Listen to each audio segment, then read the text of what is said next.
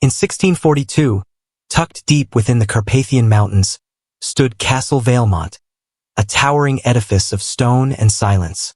Its halls echoed not with laughter, but with secrets. The Valemonts, an isolated aristocratic family, prided themselves on purity of blood. For 6 generations, no outsider had married into the family. Brothers wed sisters. Uncles took nieces. The family tree did not branch. It curled into itself like a dying vine. The townspeople whispered of deformities, of children born with webbed hands, of a boy with no mouth, of a girl who could only scream. Yet the Valemonts held power, through wealth, charm, and calculated fear. Lady Soline Valemont, the reigning matriarch, was said to possess a face carved by angels, and a mind shattered by inbreeding. She often wandered barefoot through the forest at night, singing lullabies in dead languages. Her eldest daughter, Lysara, was 16 and already betrothed to her own cousin, a sickly boy named Silas who had never seen daylight. But something was changing. Servants had begun disappearing.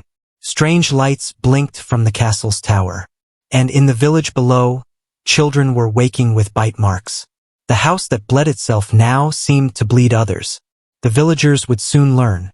When you breed monsters in ivory towers, they eventually come down. The Valemont family did not allow outsiders into their ceremonies.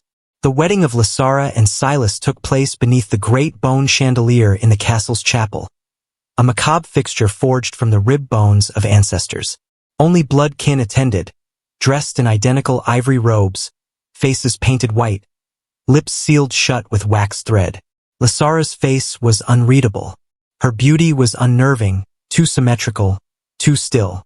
She did not smile. Silas, her cousin groom, trembled uncontrollably, his skin translucent. His vows came out in guttural syllables no one understood. Lady Soline presided over the ritual with eyes glazed and glowing. The priest was a mute, a family servant whose tongue had been removed decades ago to ensure silence. When the vows were sealed with a kiss, Lysara leaned in, her mouth hovering an inch from Silas's, and then bit his lip, drawing blood. That night, a servant girl fled into the woods screaming. She had witnessed something in the bridal chamber, something so horrible, her tongue split itself mid-shriek, and she was found days later hanging upside down in the chapel. Her blood used to bless the wedding bed. The villagers began to speak openly of curses. A hunter who wandered too close to the castle saw shadows move without light. Others swore they heard chanting during the new moon, high-pitched voices, like children choking on air. The wedding was not a celebration. It was an invocation, and something ancient had answered. Behind the sealed doors of Castle Valemont was a room known only as La Chambre de Phil's Silencieux, the Chamber of the Silent Suns.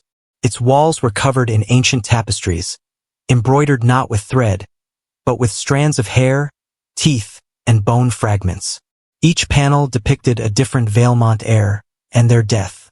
One showed a boy drowning in a tub of milk, his pale limbs tangled in white roses. Another, a woman devoured by crows on her wedding night. Each piece was signed by Lady Soline herself. It was whispered she made the tapestries while pregnant, stitching with one hand, cradling her womb with the other. Lysara had never been allowed inside. But now, as the new heir, the door opened for her. She stared at the final tapestry, unfinished. A faceless woman knelt before a cradle made of ribs, while a monstrous infant inside bore her eyes. Beneath it, in stitched Latin, "The last shall devour the womb." As she touched the cloth, it felt warm, breathing. A thread unspooled itself and curled around her wrist like a living thing.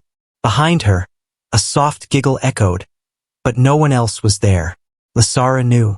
She wasn't pregnant yet, but the tapestry already believed she was. Below the castle lay a vault never spoken of in daylight. La Piscine de Sang, the blood pool.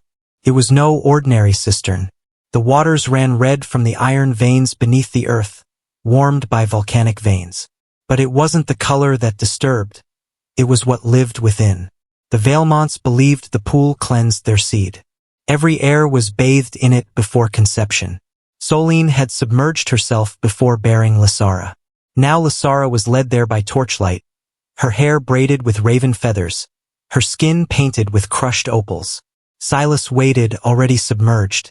His skin glistened like raw veal, eyes open, mouth slack. He smiled when he saw her. Lysara stepped into the pool, inch by inch, until she stood beside him. They embraced, their bodies slipping beneath the surface. But they didn't come up. The watchers grew nervous. 3 minutes passed, then 5. When they finally surfaced, Lysara gasped. Not for air, but in laughter. Her stomach glowed faintly beneath her skin, as though something had taken root. Silas coughed up a small silver object. A tooth, not his own. That night, Lady Soline wept. The line would continue, but not for long. Lysara's pregnancy progressed with inhuman speed. By the 3rd night, she was already visibly swollen. By the 7th, she could no longer walk.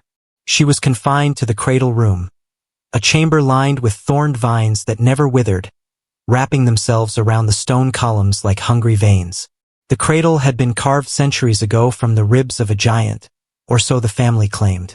No child had ever lived past its first week in it. But Soline insisted it was tradition. Lysara slept restlessly. Her skin turned translucent, revealing veins that pulsed black. At night, she whispered in tongues. The servants who attended her began to die, one by slitting her own wrists in silence, another suffocating herself with rose petals. The midwife assigned to her screamed when she saw the ultrasound silhouette in the basin of water, and never spoke again. Then, on the 13th day, Lysara gave birth. It was not a child.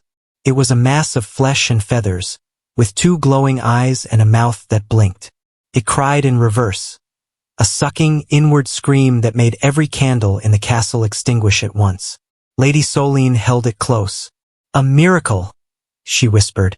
"At last, we are complete." Lysara did not move. Her eyes were open, staring at the ceiling. She was no longer breathing. To celebrate the birth of the heir, the Valemonts held a feast. But no food was served. No words were spoken. The dining hall was filled with the sound of knives scratching against empty plates. Every guest was a blood relative, some so deformed they crawled rather than walked. The infant sat at the head of the table in a high-backed throne carved from petrified wood. It blinked slowly, its feathered arms twitching. Lady Soline fed it drops of red nectar from a golden vial. Lysara's body was not buried. It was mounted like a saint behind the infant's throne, dressed in wedding lace, her hands folded, a crown of glass thorns upon her brow. Her eyes had been sewn shut, but tears of blood leaked through. During the feast, one of the younger cousins began convulsing. Her spine twisted backward until her body resembled an arch. Then she began to laugh, a wet, bone-rattling laugh that spread like contagion. Soon, the entire table was laughing, screaming, and crawling across the stone floor in ecstasy and terror. The infant did not move. It only watched. By morning, half the family was dead. Soline declared it divine will. The castle began to burn, not from above, but from below. The child's cries warped the stone. The hearths erupted without flame, and the walls sweated blood.